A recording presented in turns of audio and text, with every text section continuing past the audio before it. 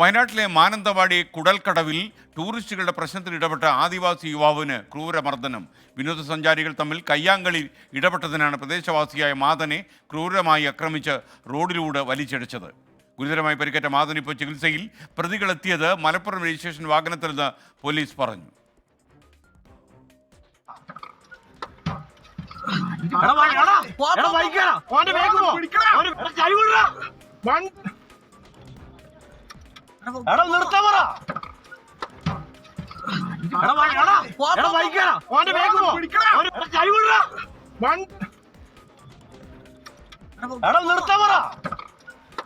അഞ്ചേ മുക്കാലോട് കൂടിയിട്ട് ഒരു കാറിൽ ഒരു 3-4 യുവാക്കൾ വളരെ അസഭ്യം പറഞ്ഞ് നാട്ടുകാരെ മുഴുവൻ ആശങ്കയിലാഴ്ത്തിയിട്ട് വണ്ടി കൊണ്ട് കടയുടെ മുമ്പിൽ നിർത്തുകയും അവർ പിറകിൽ വരുന്ന വാഹനക്കാരുമായിട്ട് എന്തോ അടിപിടി കൂടി കച്ചറ കൂടി അവരെ കല്ലെടുത്ത് അടിക്കാൻ വേണ്ടിയിട്ട് ഇറങ്ങുന്ന കാഴ്ചയാണ് ഞങ്ങൾ കണ്ടത് ആദ്യം.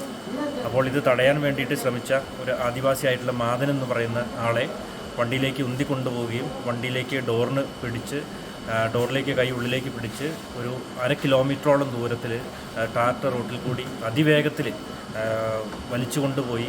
അദ്ദേഹം ഇപ്പോൾ മാനന്തവാടി മെഡിക്കൽ കോളേജിൽ ചികിത്സയിലാണ്. വളരെ ഒരു ശ്രദ്ധ ചെലുത്തേണ്ട ഇടമായിട്ട് ഇപ്പോൾ കൂടൽക്കടവ് ചെക്ക് ഡാം വീണ്ടും മാറുകയാണ്. വേറെ സ്ഥലങ്ങളിൽ നിന്ന് ആളുകൾ ഒരു ലഹരിയുടെ ഒരു ഇടത്താവളമായിട്ട് അത് ഉപയോഗിക്കുന്നതിനുള്ള സൗകര്യമുള്ള സ്ഥലമായിട്ട് ഒക്കെ അതിനെ കണ്ടെത്തി അങ്ങോട്ട് വരുന്ന സാഹചര്യമാണുള്ളത്. വളരെ നമുക്ക് ഒരിക്കലും കണ്ണുകൾക്ക് വിശ്വസിക്കാൻ കഴിയാത്ത കാര്യമാണ് ഇവിടെ സംഭവിച്ചത്. ഇപ്പോൾ വയനാട്ടിൽ നിന്ന് രാഹുൽ സുരേഷ് നമുക്കൊപ്പം ശരിയാണ്. രാഹുൽ സുരേഷ്, യഥാർത്ഥത്തിൽ ഈ ചികിത്സയിലുള്ള ആദിവാസി യുവാവിൻ്റെ അവസ്ഥ ഇപ്പോൾ എങ്ങനെയാണ്?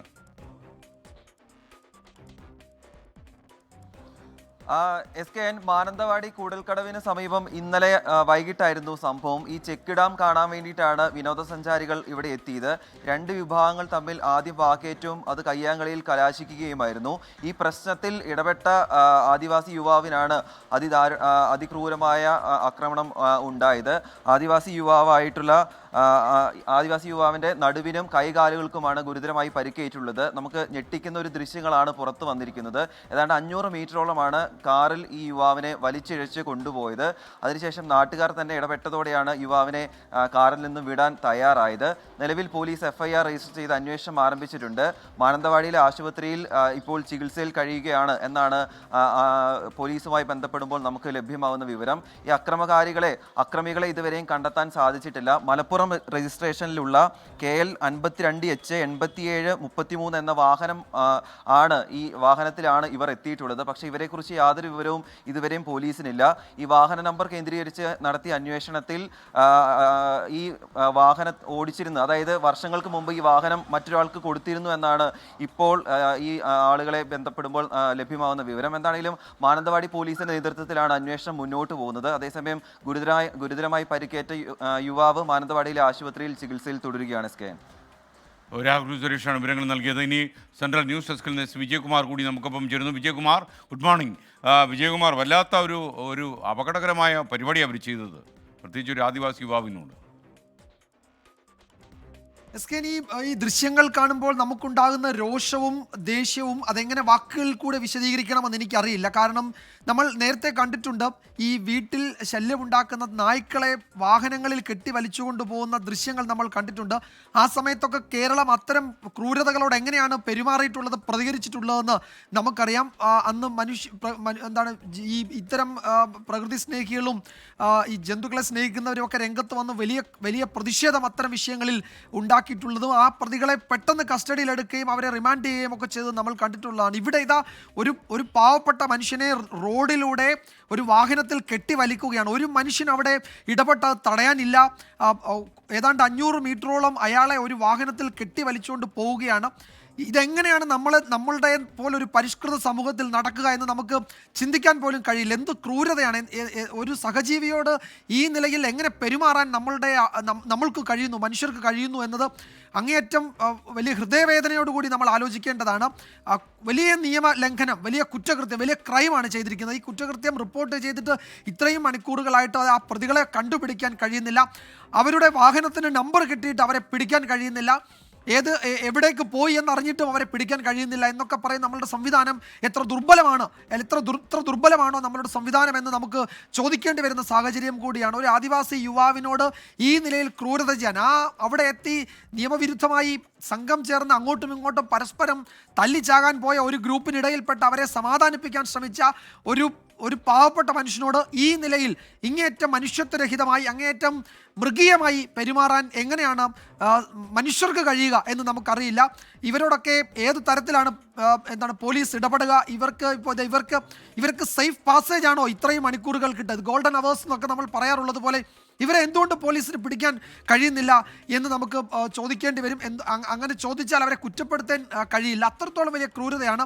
നമുക്കറിയാം, ആദിവാസി യുവാവ് മധുവിനെ കെട്ടിയിട്ട് തല്ലിച്ചതച്ച് കൊന്നിട്ട് ആ കേസിൻ്റെ വിചാരണ എങ്ങും എത്തിക്കാതെ ആ കുടുംബത്തിന് വീണ്ടും കോടതികളിലൂടെ കയറി ഇറങ്ങേണ്ടി വന്ന അവരനുഭവിച്ച നരകയാതന, അവരനുഭവിച്ച മാനസിക പീഡനം നമ്മൾ കണ്ടുകൊണ്ടിരിക്കുകയാണ്. ആ കേസിലെ പ്രതികൾക്ക് കിട്ടിയ സഹായം, പിന്തുണ, കേസിൻ്റെ വിചാരണ നടക്കുന്ന ഘട്ടത്തിൽ കൂട്ടത്തോടെ കൂറുമാറിയതടക്കം എത്രയോ നിയമലംഘനം മൂടിവെക്കാൻ നടത്തിയ ഇടപെടലുകൾ, വിചാരണ അട്ടിമറിക്കാൻ നടത്തിയ ഇടപെടലുകൾ, അതൊക്കെ നമ്മളുടെ കൺമുന്നിൽ ഇങ്ങനെ തെളിഞ്ഞു വരികയാണ്. അതിനിടയിൽ ഇതാ വീണ്ടും ഒരു മാതൻ റോഡിൽ പ്രാണന് വേണ്ടി കേഴുകയായിരുന്നു.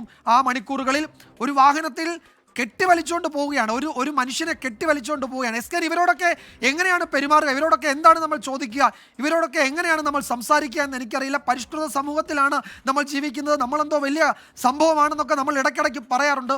അങ്ങനെ പറയുന്ന മലയാളി സമൂഹം ഇത് കാണട്ടെ, പ്രതികരിക്കട്ടെ. ഞാൻ കരുതുന്നത് ഈ സമൂഹ മാധ്യമങ്ങളിലൊക്കെ നമ്മൾ സാധാരണ വലിയ പ്രതികരണങ്ങളുടെ കുത്തൊഴുക്കൊക്കെ കാണാറുള്ളതാണ്. ഒരു മനുഷ്യനും മിണ്ടി കണ്ടിട്ടില്ല, ഒരു മനുഷ്യനും പ്രതികരിച്ച് കണ്ടിട്ടില്ല, പോലീസ് ഇടപെട്ട് കണ്ടിട്ടില്ല. വാർത്ത വന്ന് ഇത്രയും സമയമായിട്ട് നമ്മൾ എങ്ങോട്ടാണ് പോകുന്നത് എന്ന് ഒരു മനുഷ്യൻ എന്ന നിലയിൽ ചോദിച്ചു പോകേണ്ടി വരുന്നു. യഥാർത്ഥത്തിൽ വാർത്ത റിപ്പോർട്ട് ചെയ്യുന്നതിനപ്പുറത്തേക്ക് ആ ദൃശ്യങ്ങൾ നമ്മളുടെ ഉള്ളിലുണ്ടാക്കുന്ന ആഘാതം, ഷോക്ക്, എനിക്ക് തോന്നുന്നില്ല അത് ഉടനെ എങ്ങും മാറുമെന്ന്.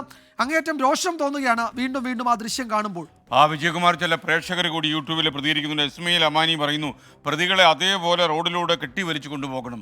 നമുക്ക് കണ്ണിന് കണ്ണെന്നൊരു സംഭവത്തിലേക്ക് നമുക്ക് പോകാൻ കഴിയില്ല. എന്നാൽ പോലും വിജയകുമാർ പറഞ്ഞതുപോലെ അത്യന്തം അപകടകരവും പ്രതിഷേധാർഹവുമായ കാര്യമാണ് ഉണ്ടായത്. നമുക്ക് രോഷം പുകയാനുള്ള കാരണമായിട്ടുണ്ട്. മാത്രമല്ല, ചോര തിളയ്ക്കും ഈ ദൃശ്യങ്ങൾ പ്രേക്ഷകർ കാണുമ്പോൾ. കാവുമ്പുറം സാജു പറയുന്നത്, എസ്കേൻ,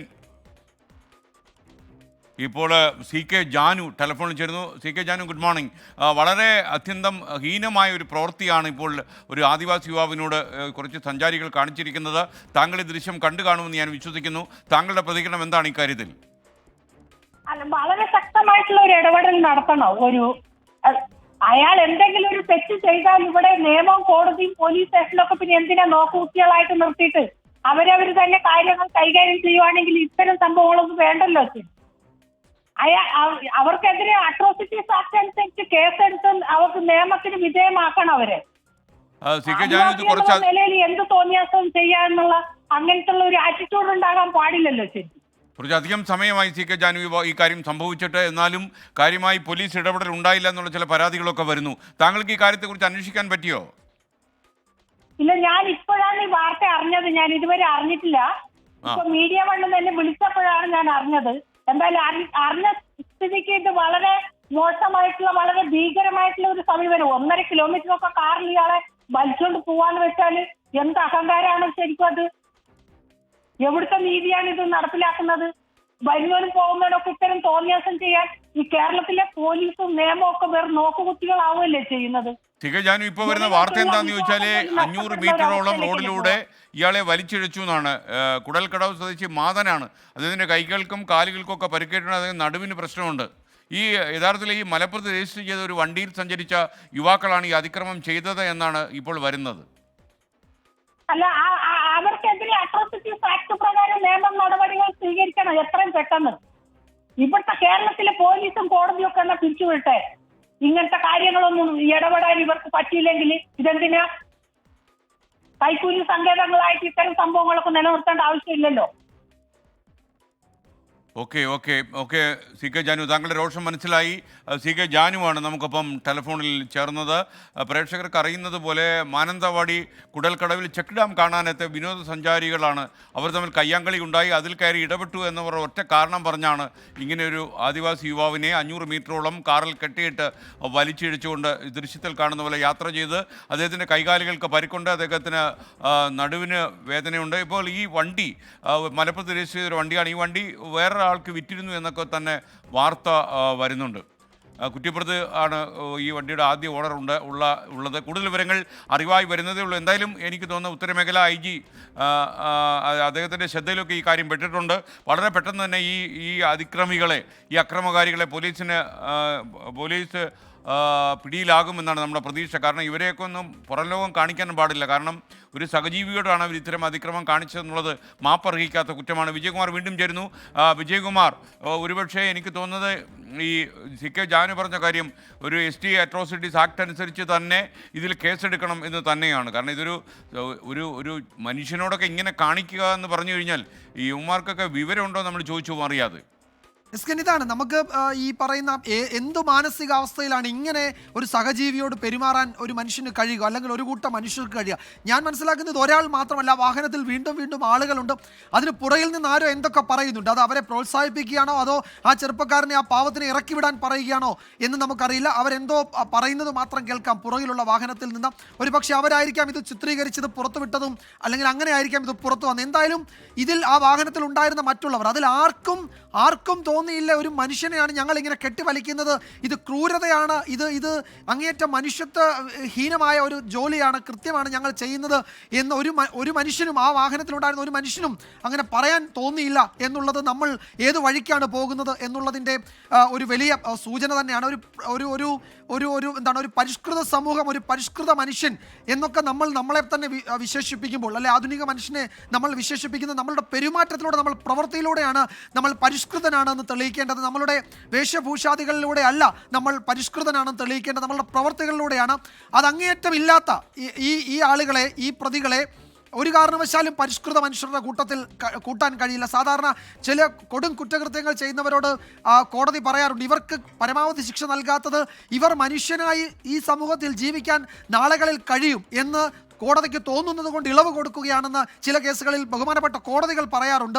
യഥാർത്ഥത്തിൽ എനിക്ക് തോന്നുന്നില്ല ഈ കൃത്യം ചെയ്ത ആളുകൾക്ക് അവർക്ക് ഏതെങ്കിലും തരത്തിൽ ഒരു കാലത്തെങ്കിലും മനുഷ്യനായി നമ്മളോടൊപ്പം ജീവിക്കാൻ കഴിയുമെന്ന്. അത്രത്തോളം ക്രൂരതയാണ് ചെയ്തത്. എന്ത് ലഹരിയുടെ അടിമകളോ അല്ലെങ്കിൽ കഴിച്ച ഭക്ഷണത്തിൻ്റെയോ കുടിച്ച വെള്ളത്തിൻ്റെയോ എന്തിൻ്റെയെങ്കിലും ഭാഗമായാണ് ഇങ്ങനെ ഒരു ക്രൂരത ചെയ്യുന്നതെങ്കിലും അവരെ സംബന്ധിച്ചിടത്തോളം അവർക്ക് നമ്മളോട് ഒപ്പം ജീവിക്കാനുള്ള അർഹതയില്ല, പരിഷ്കൃത സമൂഹത്തിൽ ജീവിക്കാനുള്ള അർഹതയില്ല എന്ന് ഈ ഒരൊറ്റ പ്രവൃത്തി കൊണ്ട് അവർ തെളിയിച്ചിരിക്കുകയാണ്. ഒരു കാരണവശാലും ഏതെങ്കിലും തരത്തിലുള്ള ഇളവിന് അവർ അർഹരല്ല.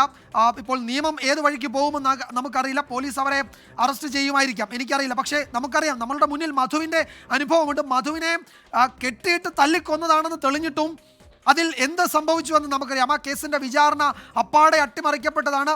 മധുവിൻ്റെ സഹോദരിയും അമ്മയും എല്ലാ ദിവസവും വിചാരണ കോടതിക്ക് മുന്നിൽ വന്ന് കണ്ണീരോടെ മടങ്ങുന്നത് നമ്മൾ കണ്ടതാണ്. ഏതാനും ചില പാവങ്ങൾ മാത്രമായിരുന്നു അവരുടെ കൂടെ ഉണ്ടായിരുന്നത്. പിന്നീട് കോടതികളുടെ മുഴുവൻ വരാന്തകളിലൂടെ ആ പാവപ്പെട്ട മനുഷ്യർ കയറി ഇറങ്ങുന്നത് നമ്മൾ കണ്ടുകൊണ്ടിരിക്കുകയായിരുന്നു. ഇത് ആ ചെറുപ്പക്കാരന് ആശുപത്രിയിൽ നിന്നുള്ള ദൃശ്യങ്ങളാണ് നമ്മൾ കാണുന്നത്. അയാളുടെ കാലിന് പരിക്കുണ്ട്, നടുവിന് പരിക്കുണ്ട്, ഗുരുതരമായ പരിക്കുണ്ട്. ഇങ്ങനെ ഒരു മനുഷ്യനെ കെട്ടിയിട്ട് അല്ലെങ്കിൽ വാഹനത്തിൽ കെട്ടിവലിച്ചുകൊണ്ട് പോകാൻ ഈ നമ്മുടെ നാട്ടിലെ നിയമ സംവിധാനങ്ങളാകെ മൂടിക്കെട്ടപ്പെട്ടോ, നിശബ്ദമാക്കപ്പെട്ടോ, കണ്ണുകൾ അടയ്ക്കപ്പെട്ടോ എന്നാണ് നമുക്ക് ചോദിക്കാനുള്ളത്. യഥാർത്ഥത്തിൽ ഇത്രയും കൊടും ക്രൂരതയുടെ മുഴുവൻ വിവരങ്ങളും പുറത്തു വന്നിട്ടും ഒരു തരത്തിലുള്ള പ്രതികരണവും നമ്മുടെ സംവിധാനങ്ങളിൽ നിന്ന് ഉണ്ടാകുന്നില്ല എന്നത് അങ്ങേയറ്റം ആശങ്കാജനകമാണ്. ഓക്കെ, എസ് വിജയകുമാറാണ് നമുക്കൊപ്പം ചേർന്നത്. ഈ വാഹനത്തിൻ്റെ നമ്പർ ഇപ്പോൾ നമുക്ക് കിട്ടിയിട്ടുണ്ടെന്ന് ഞാൻ മനസ്സിലാക്കുന്നു. ഈ ആദിവാസി യുവാവിനെ ഈ കെട്ടിയിട്ട് വലിച്ചുകൊണ്ടുപോയ ഈ വാഹനം KL 52H8733, ഇതാണ് ഈ വണ്ടിയുടെ നമ്പർ. മലപ്പുറത്ത് രജിസ്റ്റർ ചെയ്ത വാഹനമാണിത്. KL 52H8733 എന്ന വാഹനമാണ് ഈ കാണുന്നത്. ഈ വാഹനത്തിലാണ് ഈ യുവാവിനെ കെട്ടിയിട്ട് വലിച്ചുകൊണ്ട് 500 മീറ്ററോളം ഓടിപ്പോയത്. അദ്ദേഹത്തിൻ്റെ കൈകാലുകൾക്ക് പരിക്കേറ്റു. ഇപ്പോൾ ധന്യ രാമൻ കൂടി നമുക്കൊപ്പം പൊതുപ്രവർത്തക ചേരുകയാണ്. Dhanya, good morning. ധന്യ, വളരെ പ്രതിഷേധം അർഹിക്കുന്ന ഒരു വലിയ ഹീനമായ സംഭവമാണ് അരങ്ങേറിയിരിക്കുന്നത്. സർ, ഞാനിപ്പം ന്യൂസ് 24-ലൂടെയാണ് ഈ വിവരം അറിയുന്നത്. ഒരു ആദിവാസി യുവാവിനെ ഈ വാഹനത്തിൽ കെട്ടിവലിച്ചുകൊണ്ട് പോകുന്ന എന്ന് പറയുമ്പോൾ തന്നെ അട്ടപ്പാടിയിലെ മധുവിനെ ഒന്ന് ഓർത്തു നോക്കിയാൽ മതി. അവിടെ തൊട്ട് നമ്മൾ ഈ നാട്ടിലെ കാരുണ്യത്തെക്കുറിച്ചും നമ്മൾ സംസാരിച്ചുകൊണ്ടിരിക്കുകയാണ്. പക്ഷെ അന്നും ഇന്നും ആദിവാസികൾക്കും ദളിതർക്കും കിട്ടാത്തൊരു കാരുണ്യമാണ് കേരളത്തിലുള്ളത്. അത് സത്യമാണ്. ഞങ്ങൾക്ക് എന്തെങ്കിലും സംഭവിച്ചു കഴിഞ്ഞാൽ ഇതുപോലെ ദാരുണമായി അത് മാധ്യമങ്ങൾ പിന്തുണ ലഭിക്കുമ്പോൾ മാത്രമേ അത് പൊതുസമൂഹം അറിയുന്നുള്ളൂ. അപ്പോൾ മാത്രമേ അത് ചർച്ച ചെയ്യപ്പെടുന്നുള്ളൂ, നടപടി ഉണ്ടാകുന്നുള്ളൂ. ഒരുപക്ഷെ ഈ വാഹനത്തിന്റെ നമ്പർ ഇപ്പം കണ്ടെത്തിയിട്ടുണ്ട്. ഇതിന്റെ ഉടമയെ കണ്ടെത്തുമായിരിക്കും. കൃത്യമായിട്ടുള്ള പരസ്യമായിട്ടുള്ള നിയമ നടപടിക്ക് വിധേയമാക്കണം. ഇത് നമ്മൾ കുറച്ചു നാൾ മുമ്പ് കണ്ണൂർ ഒരു വാർത്ത കണ്ടതാണ്. ഒരു കുഞ്ഞ് കാറിൽ ചാരി നിന്നതിന് ആ കുഞ്ഞിനെ ചവിട്ടി തെറിപ്പിക്കുന്നത്. എത്രയോ വാർത്തകൾ, എത്രയോ ചർച്ചകൾ ഈ ഒരു സോഷ്യൽ മീഡിയ ഇത്രയും യുഗത്തിൽ ഇനിയും മനുഷ്യനോട് ഇത്രയും ഹീനമായിട്ട് പെരുമാറുന്ന മനസ്ഥിതിയുള്ള ആൾക്കാർ ഉള്ളത് ഭയം ഉളവാക്കുകയാണ്. അവർ ഇപ്പോൾ ആ യുവാവിന് എന്ത് സംഭവിച്ചു എന്നുള്ളത് എനിക്ക് മനസ്സിലാകുന്നില്ല. പക്ഷെ ഇതൊക്കെ ഭയം ഉളവാക്കുന്നു ഞങ്ങൾക്ക്. ഈ നിറത്തോടുള്ള അല്ലെങ്കിൽ വംശീയമായിട്ടൊരു മനുഷ്യനെ, ഒരു ആദിവാസി യുവാവിനെ കെട്ടിവലിച്ചാൽ ഇവിടെ ഒന്നും സംഭവിക്കില്ല എന്നുള്ള അവരുടെയൊക്കെ ഒരു തോന്നലാണ്. അല്ലെങ്കിൽ ഇത്രയും കുറ്റകൃത്യം ചെയ്യാനായിട്ട് എവിടെ നിന്നാണ് അവർക്കൊരു ധൈര്യം ഉണ്ടാകുന്നത്? അവര് യഥാർത്ഥത്തിൽ അവരുടെ മാനസിക നില എന്താണ് എന്നുള്ളതിനെ കുറിച്ച് അറിയാനായിട്ട് താല്പര്യമുണ്ട്. ഉടനടി പോലീസ് ഇടപെടണമെന്നും കൃത്യമായിട്ട് ഉടൻ തന്നെ ഈ പ്രതികളെ അറസ്റ്റ് ചെയ്യണം, കൃത്യമായിട്ട് നിയമ നടപടിക്ക് വിധേയമാക്കണം. എന്റെ എല്ലാ പ്രതിഷേധവും അറിയിക്കുന്ന യുവാവിനെ കണ്ടെത്തുകയും അദ്ദേഹത്തിന് വേണ്ട നിയമ പിന്തുണ കൊടുക്കാൻ ഞാൻ കൂടെ ബാധ്യസ്ഥയാണ്. ഞാൻ അതിന് തയ്യാറുമാണ്. ഏറ്റവും വലിയ നന്ദി മാധ്യമങ്ങളോടാണ്. നിങ്ങൾ ഇത്തരം വാർത്തകൾ പുറത്തു കൊണ്ടുവന്നില്ലായിരുന്നെങ്കിൽ ഒരിക്കലും ഇതൊന്നും അറിയാൻ പോകുന്നില്ല. കാരണം ഇതിനേക്കാളും വലിയ കുറ്റകൃത്യങ്ങളൊക്കെ ഇവിടെ നടന്ന് ചർച്ച ചെയ്യപ്പെടാത്തതുകൊണ്ട് പൊതുസമൂഹം അറിഞ്ഞുകൂടാത്ത ഒരുപാട് വിഷയങ്ങളുണ്ട്. ധന്യരാമൻ, ഈ വണ്ടി പാലക്കാട് രജിസ്ട്രേഷൻ ആണെന്ന് പല പ്രേക്ഷകരും അറിയിക്കുന്നു. കുറച്ചുകൂടി അന്വേഷണം നടത്തിയിട്ട് നമ്മളത് ഉറപ്പിച്ച് പറയാം.